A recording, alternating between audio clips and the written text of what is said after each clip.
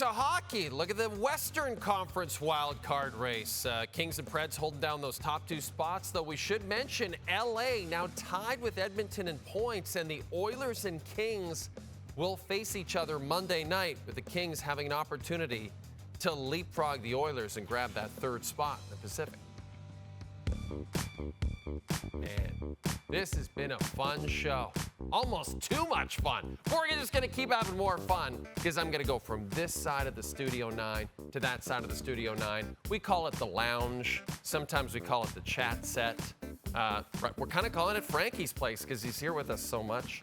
Good to see you. I miss the Christmas fireplace. I know. There was a warmth, even though it was just a television image. There was a warmth to it that I do miss as well. Yeah. So maybe we could put, I don't know, just like a gas fireplace in here. That wouldn't be too big of an expense. I mean, I'm not in charge of that stuff.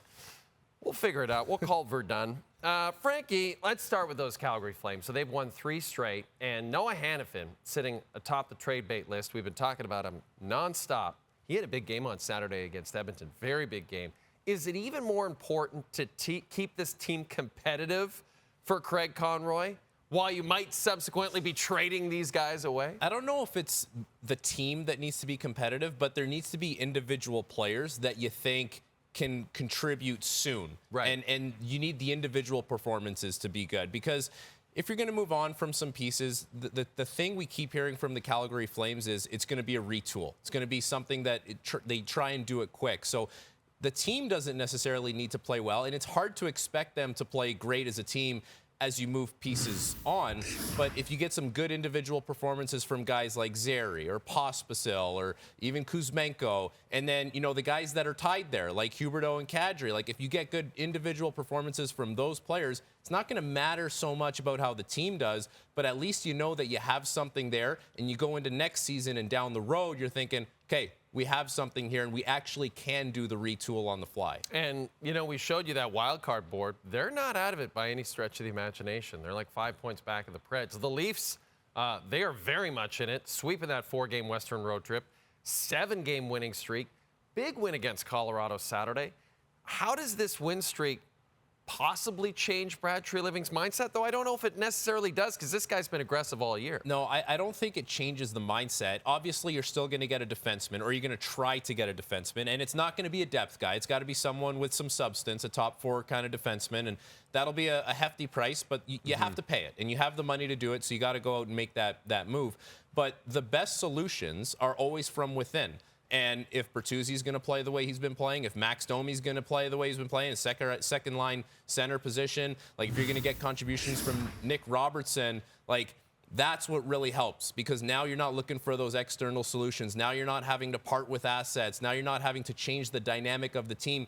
It's changing from within. So when that happens, it makes it even less of a chance that you have to go out there and try and do something drastic or significant. The defense, one move for sure has to happen. But now that you're getting more contribution from the players that you needed to internally, maybe it is just like a fine-tuned thing here and there. Or maybe you think you're missing a little something that you can bring in at the deadline. But I don't expect 2 significant moves to happen for this team.